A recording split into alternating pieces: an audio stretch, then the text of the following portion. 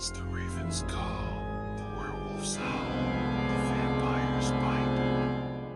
You search through the woods for safety, but all you find is... Okay,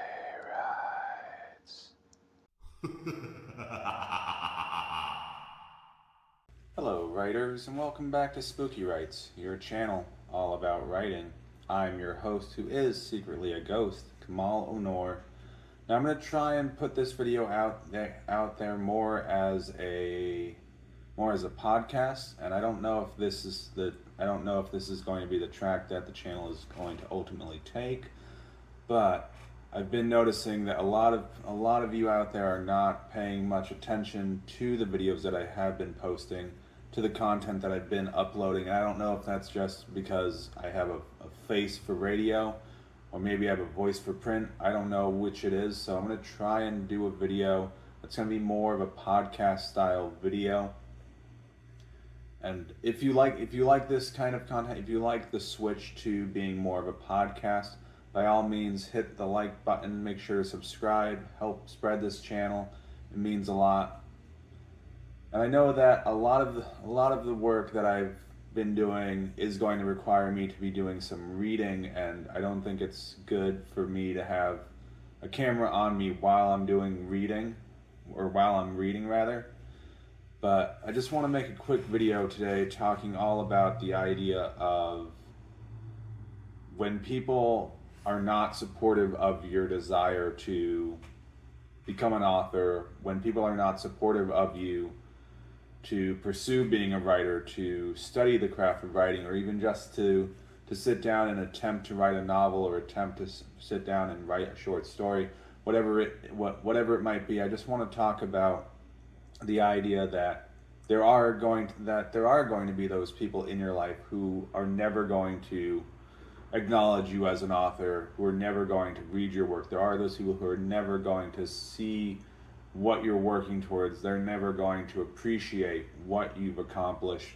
And speaking as a person who was never supposed to finish high school, as someone who was never supposed to be able to learn how to read again, I still have people in my life, and I've touched on this in previous videos about the idea of that I have members of my own family who do not read my work, despite the fact that I've been published over 30 times. I have people in my own family who are genuinely surprised when I tell them I've been published and you should read my short story, or you should read this or that, because I've been published in magazines. I've been traditionally published for my short stories, but a lot of people don't. A lot of people in my immediate family do not read my work. I can tell you specifically in my immediate family who reads my work and who doesn't. And unfortunately, it's one of those things that no one is born great at writing. No one is suddenly born out the womb writing the next great American novel. It doesn't work like that.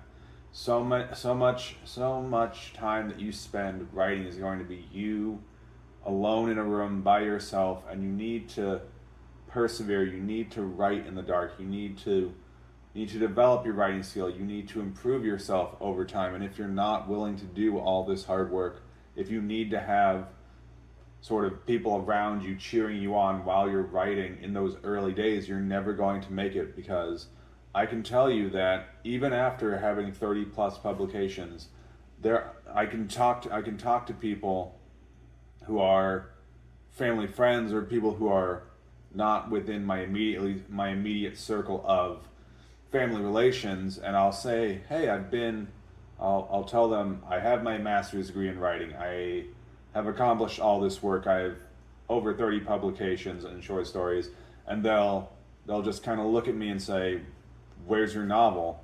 And I think this is the trap that so many people fall into, is they focus so heavily on the idea of, I have to write a novel.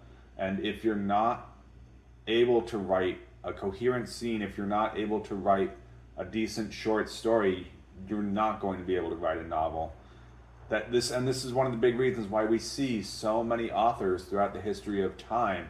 So many authors began their career specifically as short story authors, great example is Ray Bradbury was exclusively a short story author until his publisher said, "We need you to write a novel." Stephen King wrote endless numbers of short stories, and he's still to this day publishing collections of short stories. So if you want to take yourself seriously, if you really want to hone your craft and become the best author that you can be, don't focus on novels early in your career. Focus on short stories, because short stories allow you to work with so much more material in a much tighter and a much more intimate space that allows you to play around. And think about the idea of how many people have you known within your lifetime, within the span of time that you have decided that you want to be an author, within the time that you've stated, I'm working on a novel. How many people do you talk to who say, I have an idea for a novel, or I'm working on a book as well? And how many people never follow through with that? How many people love to just talk up a big game and never end up showing the fact that they followed through with it?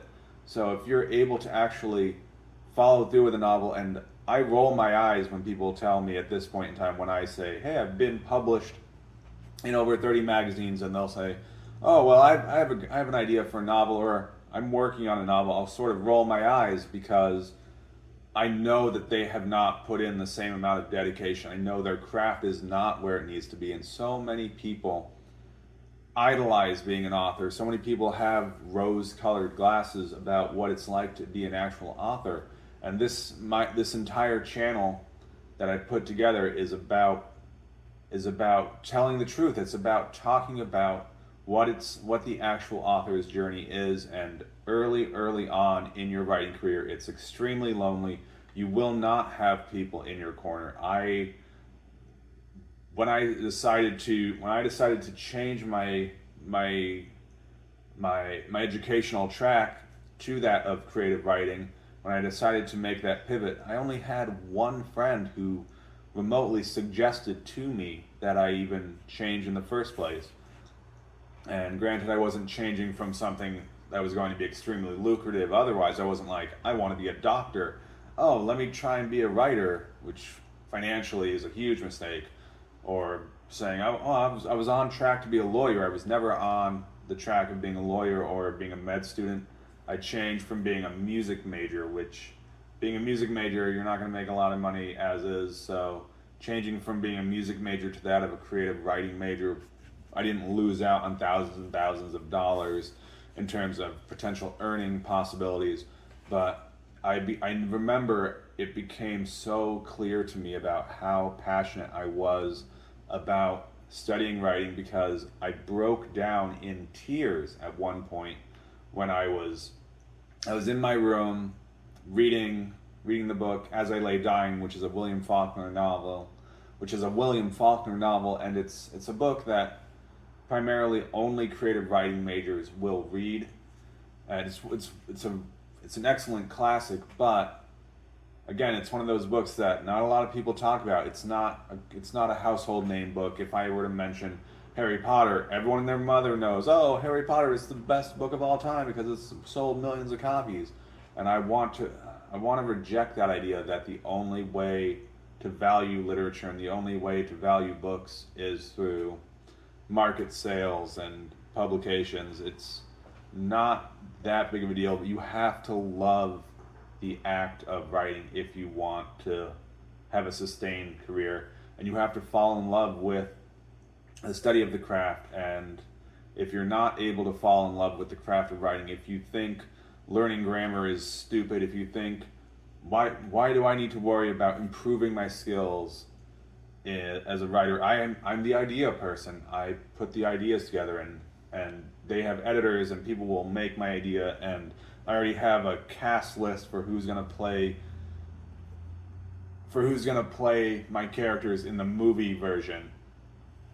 A point of a point of a point of a point of a fraction of a point of a percentage of books ever get turned into movies, and typically when they do, they're not very well done.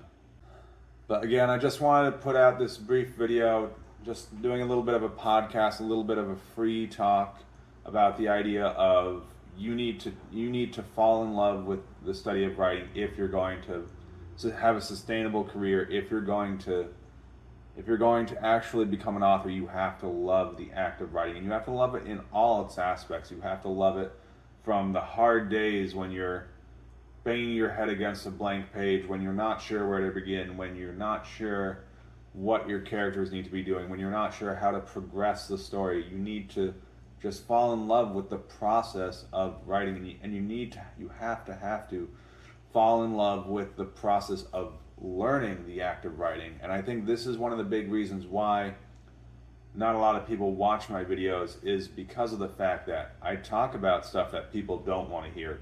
People don't want to hear that writing's hard. People want to be told writing's so easy. Yes, your idea is a surefire thing. You'll make millions of dollars. And I knew people like this.